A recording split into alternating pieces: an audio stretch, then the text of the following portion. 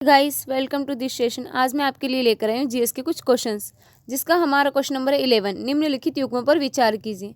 हमें यहाँ पर दे रखा है कुप्पेन का वर्गीकरण, जलवायु के प्रकार। तो हमारे जो कुप्पेन का वर्गीकरण है BSH उपोष्ण कटिबंधी मैदान, सेकेंड वाला है AM उष्ण कटिबंधी मानसून, थर्ड वाला दे रखा है ET टुंड्रा। हमें इसमें से बताना है कितने सही सुमेलित हैं। तो इसका जो हमारा आंसर होगा क्या होगा? सी। तीनों ही इसके सही है, फर्स्ट सेकंड थर्ड तीनों ही सही है, तो इसका सी आंसर होगा। कोपेन ने वनस्पति और जलवायु के वितरण में बीच घनिष्ठ संबंध की पहचान की है। यह औसत वार्षिक और औसत मानसिक तापमान तथा वर्षा के आंकड़ों पर आधारित एक अनुभवी जन्य वर्गीकरण है। कोपेन ने 5 प्रमुख जलवायु समूहों को पहचाना। उनमें से 4 तापमान पर आधारित है और 1 वर्षा पर। उन्होंने जलवायु समूह और प्रकारों को नामित करने के लिए बड़े और छोटे अक्षरों का उपयोग शुरू किया, इसलिए जो हमारा थर्ड वाला है वो सही है। हमारा क्वेश्चन नंबर है 12। लानोस और कैंपोस इस जलवायु के क्षेत्र से संबंधित है। लानोस और कैप्सोन के बारे में बताया गया है, तो इसका आंसर होगा सूडान जलवायु से संबंधित है। इसके बारे में हम डिटेल में पढ़ लेते हैं।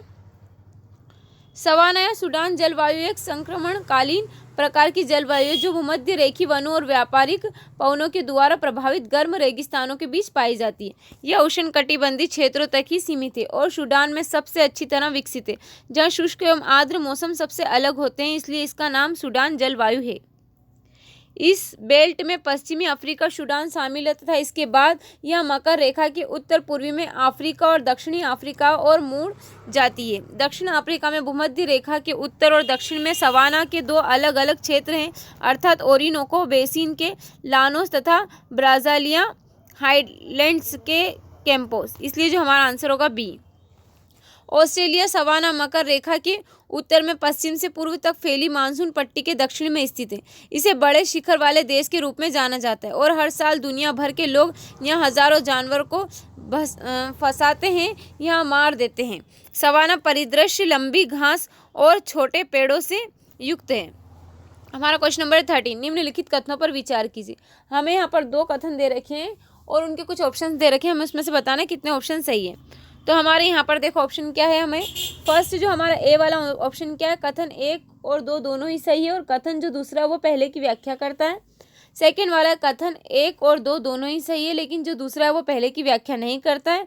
कथन सी है, जो सी वाला है, जो हमारा कथन फर्स्ट सही है लेकिन कथन सेकंड गलत है। डी वाला जो ऑप्शन है हमारा, कथन जो फर्स्ट गलत है लेकिन जो सेकंड वाला वो सही है। हमें इसमें से बताना है इसमें से कौन से सही है। तो हमारा जो फर्स्ट कथन दे रखा है वो क्या है, विश्व के प्रमुख गर्म रेगिस्तान 150 से 300 उत्तरी और दक्षिणी अक्षांशों के बीच महाद्वीपों के पश्चिमी तटों पर स्थित है।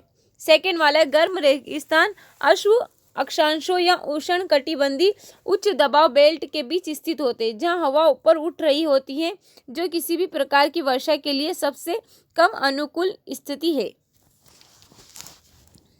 हमें इसमें से बताना है कितने या कौन से सही है। तो हमारा जो इसका आंसर होगा क्या होगा, सी। इसमें केवल जो हमारा फर्स्ट वाला सही है लेकिन जो हमारा सेकंड वाला है वो रॉन्ग है। इसमें यहाँ पर दे रखा है गर्म रेगिस्तान अश्व अक्षांशों या उपोष्ण कटिबंधी उच्च दबाव बेल्ट के बीच स्थित होते हैं। यह हवा को नीचे की ओर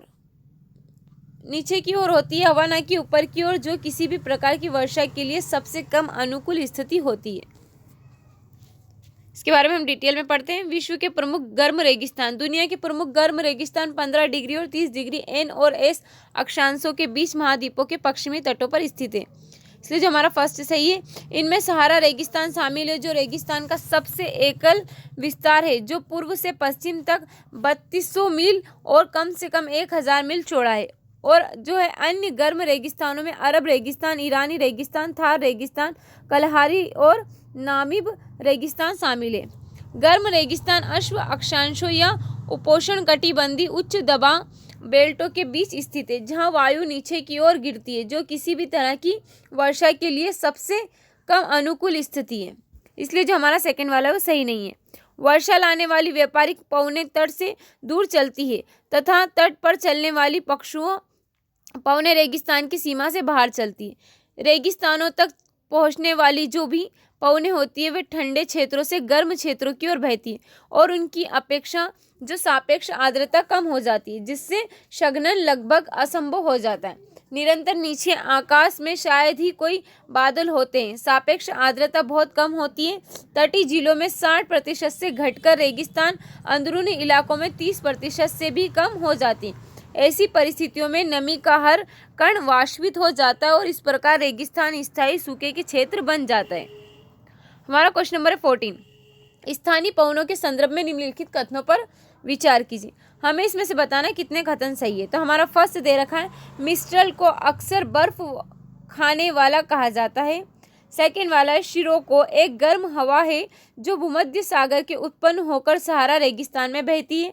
थर्ड वाला है, चिनूक एक ठंडी हवा है जो रोन घाटी में 40 से 80 मील प्रति घंटे की तेजी की गति से बढ़ती है। तो हमें इसमें से बताना है कितने कथन सही है।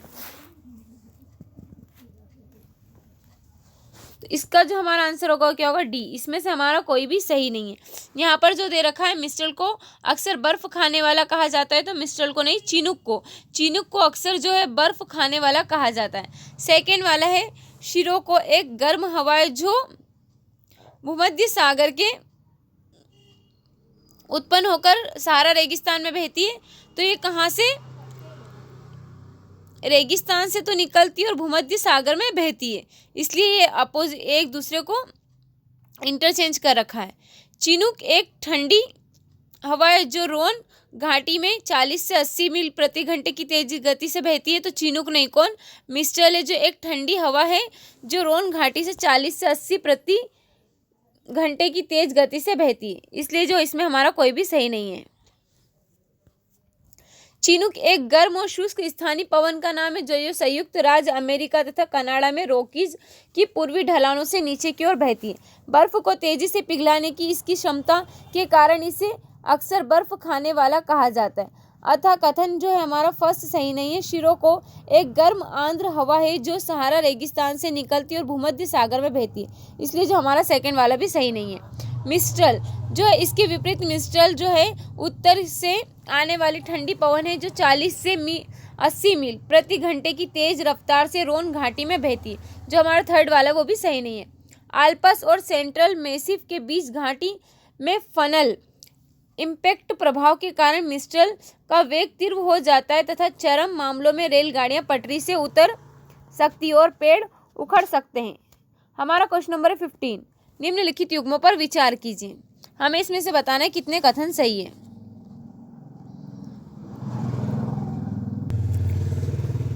शीतोष्ण घास भूमि और कुछ क्षेत्र दे रखे हैं। फर्स्ट वाला दे रखा है पंपास उत्तर अमेरिका, सेकंड दे रखा है पेरियरीज दक्षिण अमेरिका, थर्ड दे रखा है वेल्डस दक्षिण अफ्रीका। हमें इसमें से बताना है कितने सही सुमेलित हैं।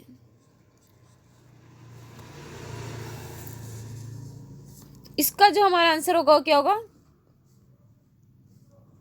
केवल एक।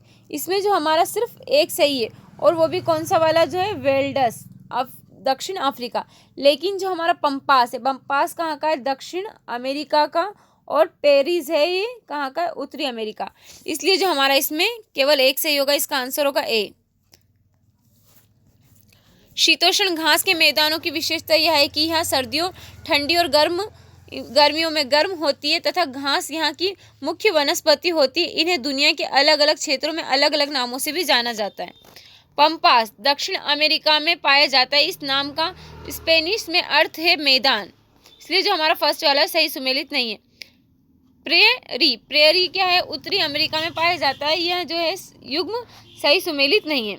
वेल्डस दक्षिण अफ्रीका में पाया जाता है। स्टेपीज पूर्वी यूरोप और एशिया में पाया जाने वाला यूरेशियन स्टेपी दुनिया का सबसे बड़ा शीतोष्ण घास का मैदान है। ये फिर रहेगा हमारा डाउन्स क्या ऑस्ट्रेलिया में पाया जाता है। हमारा क्वेश्चन नंबर 16, भूमध्य सागरीय जलवायु के संबंध में निम्नलिखित कथनों पर विचार कीजिए। हमें इसमें से बताना है कितने सही नहीं है। तो हमारा फर्स्ट वाला दे रखा है, इसे शीतोष्ण पश्चिमी सीमांत जलवायु भी कहा जाता है।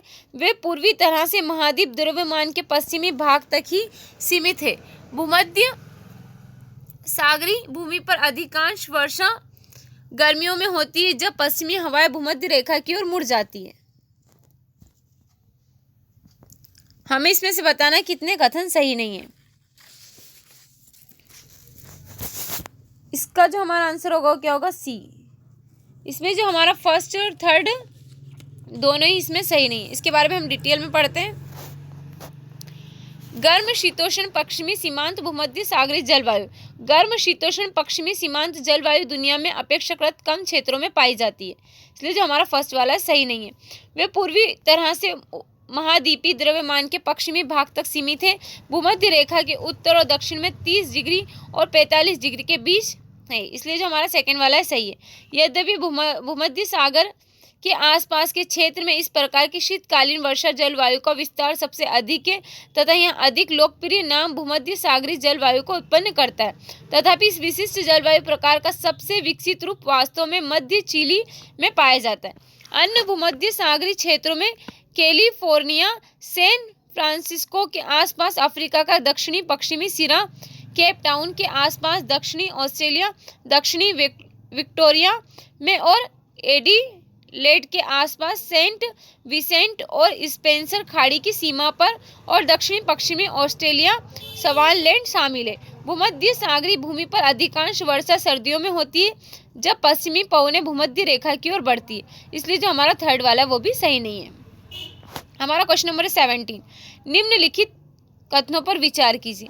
हमें यहाँ पर दे रखा है भितरकनिका वन्य जीव अभयारण्य, सेकेंड वाला जो हमारा सुंदरबन डेल्टा, थर्ड वाला है अंडमान और निकोबार द्वीप समूह। इसमें से बताना हमें कितने कथन सही है।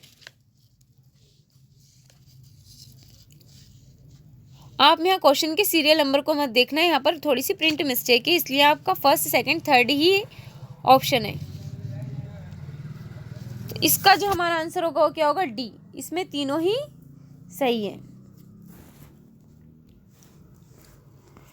खारे जल का मगरमच्छ। मुहाने या खारे जल का मगरमच्छ पृथ्वी पर पाया जाने वाला सबसे बड़ा जीवित सरीसृप है। खारे जल का मगरमच्छ, दलदली क्षेत्रों का मगरमच्छ और घड़ियाल भारत में मिलने वाली मगरमच्छों की 3 मुख्य प्रजातियां। इस समूह में 24 प्रजातियां शामिल है, जिनमें 2 मगरमच्छ, केमन और घड़ियाल शामिल है। वर्तमान में देश में केवल 3 स्थानों पर खारे जल का मगरमच्छ पाया जाता है। ओडिशा के भितरकनिका वन्य जीव अभयारण्य में इनकी संख्या सर्वाधिक है। सुंदरबन डेल्टा में यह सीमित संख्या में मिलते हैं। यह अंडमान और निकोबार द्वीप समूह के मैंग्रोव वनों और एवं अन्य तटीय क्षेत्रों में भी पाए जाते हैं, इसलिए जो इसका आंसर होगा डी।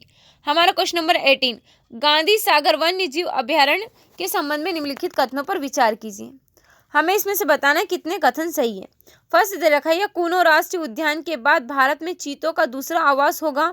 सेकेंड वाला, बेतवा नदी अभयारण्य को लगभग 2 बराबर हिस्सों में विभाजित करती है। थर्ड वाला, इसमें सवाना पारिस्थितिकी तंत्र है जिसमें खुले घास के मैदान जिनमें सूखे पर्णपाती पेड़ और झाड़ियां हैं। हमें इसमें से बताना है कितने कथन सही सुमेलित हैं।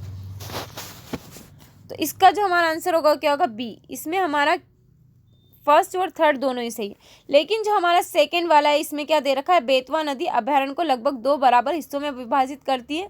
तो बेतवा नहीं, कौन सी, चंबल नदी अभयारण्य को लगभग 2 बराबर हिस्सों में विभाजित करती है। तो इसलिए जो हमारा सेकंड वाला है वो रॉन्ग है, ओनली फर्स्ट और थर्ड सही है। इसका आंसर बी होगा। गांधी सागर वन्य जीव अभयारण्य को कूनो राष्ट्रीय उद्यान के बाद भारत में चीतों का दूसरा आवास होगा।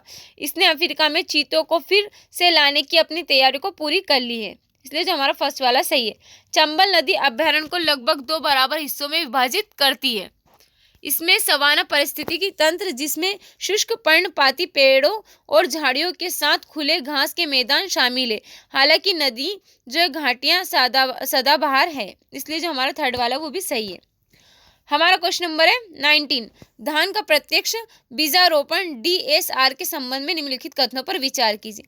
फर्स्ट वाला है, धान के बीजों को नर्सरी में पौधे उगाने और फिर उन्हें पानी भरे खेतों में रोपने के बजाय सीधे खेत में बोया जाता है। सेकेंड वाला है, DSR तेजी से रोपण और परिपक्वता प्रदान करता है और पानी और श्रम जैसे दुर्लभ संसाधनों का संरक्षण करता है। थर्ड वाला, एशियाई देशों में इसका व्यापक रूप से अभ्यास किया जाता है।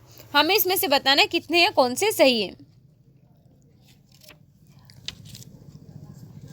इसका जो हमारा आंसर होगा वो क्या होगा, ए, इसमें जो हमारा फर्स्ट और सेकंड दोनों ही सही है, लेकिन जो हमारा थर्ड वाला है वो इसमें रॉन्ग है।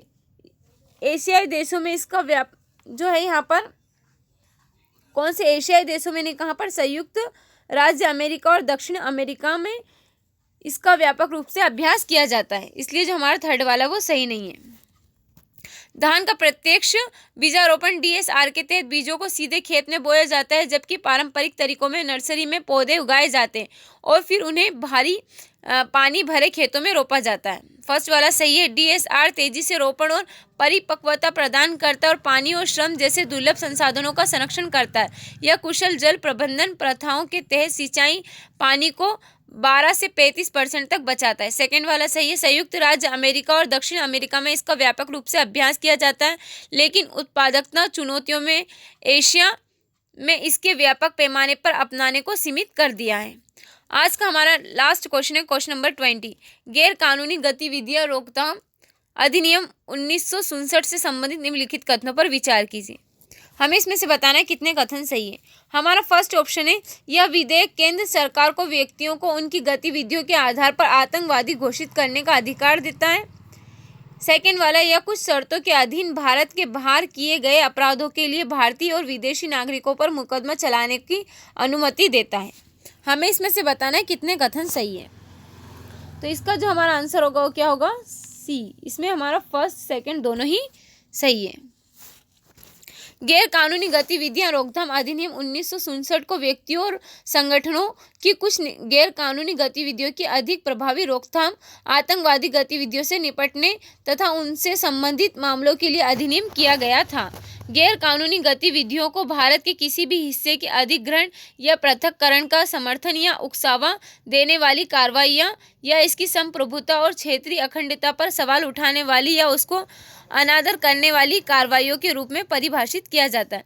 यह अधिनियम राष्ट्रीय अन्वेषण अभिकरण के महानिदेशक को संपत्ति की जब्ती या कुर्की की मंजूरी देने का अधिकार भी देता है, जब एजेंसी द्वारा मामले की जांच की जा रही है। वर्ष 2004 तक गैर कानूनी गतिविधियों का तात्पर्य क्षेत्र के अलगाव एवं अधिग्रहण से संबंधित कार्यों से था। वर्ष 2004 के संशोधन के बाद आतंकवादी कृत्य को अपराध की सूची में शामिल किया गया। वर्ष 2019 के संशोधन द्वारा सरकार को व्यक्तियों को आतंकवादी घोषित करने का अधिकार दिया गया, इसलिए जो हमारा फर्स्ट वाला सही है। भारतीय तथा विदेशी दोनों नागरिकों पर आरोप लगाए जा सकते हैं। यह अपराधियों पर समान रूप से लागू होगा, भले ही अपराध भारत के बाहर किसी भी विदेशी भूमि पर किया गया हो, इसलिए जो हमारा सेकेंड वाला भी सही है। उम्मीद है जो आज का हमारा सेशन है आपको अच्छा लगा है। अगर आपको हमारा सेशन अच्छा लगा है तो आगे की अपडेट के लिए हमारे चैनल को सब्सक्राइब करें और बेल आइकन को दबाना ना भूलें। Thank you so much.